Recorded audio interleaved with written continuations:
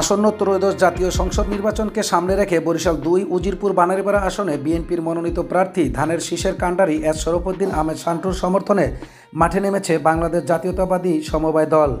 শনিবার ৭ ফেব্রুয়ারি সকাল ১০টায় উজিরপুর উপজেলার প্রধান ফটক থেকে শুরু করে কালীরবাড়ি বাজার পর্যন্ত বাংলাদেশ জাতীয়তাবাদী সমবায় দল উজিরপুর উপজেলা শাখার উদ্যোগে ব্যাপক গণসংযোগ ও লিফলেট বিতরণ কর্মসূচি পালন করা হয়।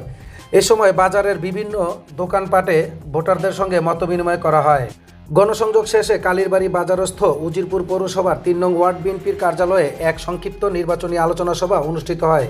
পৌর বিএনপির সহসভাপতি গিয়াসউদ্দিন আকনের সঞ্চালনায় সভায় বক্তব্য রাখেন বরিশাল জেলা সমবায় দলের সভাপতি ইঞ্জিনিয়ার অবসরপ্রাপ্ত মনিরুল ইসলাম স্বপন, সাধারণ সম্পাদক আবুল কালাম আজাদ, সাংগঠনিক সম্পাদক মোহাম্মদ নুরুল হক এবং উজিরপুর উপজেলা সমবায় দলের সভাপতি হাবিবুর রহমান সহ আরও অনেকে। সভায় বক্তারা বলেন, ভোটাধিকার ও গণতন্ত্র পুনরুদ্ধারে ধানের শীষের বিজয়ের কোনো বিকল্প নেই। এ সময় উপস্থিত ছিলেন বরিশাল জেলা সমবায় দলের সহসভাপতি বীর মুক্তিযোদ্ধা মোহাম্মদ মতিউর রহমান, উজিরপুর উপজেলা সমবায় দলের সাধারণ সম্পাদক মোহাম্মদ মফিজুর রহমান রাকিব, পৌর সমবায় দলের সভাপতি মোহাম্মদ আলম ফকির, সাংগঠনিক সম্পাদক আনোয়ার হোসেন খান, পৌর মহিলা দলের নেত্রী শিমু খান সহ বিএনপির অঙ্গ ও সহযোগী সংগঠনের নেতাকর্মীরা।